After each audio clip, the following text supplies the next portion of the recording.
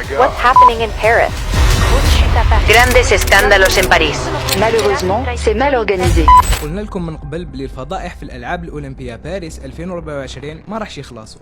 اتخيل معايا بطل أولمبي ذا ميدالية ذهبية وميدالية فضية رقد في حديقة عامة في فرنسا. أنا عماه السباح الإيطالي توماس تشيكون صاحب الميداليتين الفضية والذهبية شافوه راقد في حديقة على جال الظروف المزرية في القرية الأولمبية.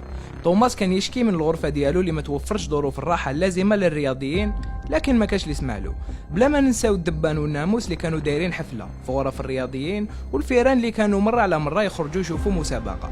الوفد الاسترالي تقريبا نصف الرياضيين مرضوا بكوفيد، من بينهم زاك ستابيلتي صاحب الميدالية الفضية في السباحة 200 متر على الصدر يشارك في المنافسة وهو مريض بالكوفيد.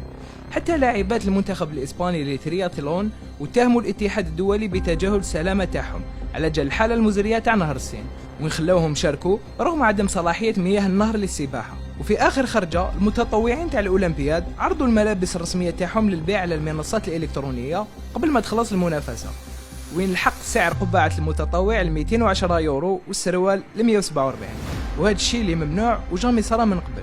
وانتوما في رايكم الفضائح تاع الألعاب الأولمبية هذه راح يخلصوا ولا مازال راح نزيدوا نشوفوا فضائح واحد اخرين؟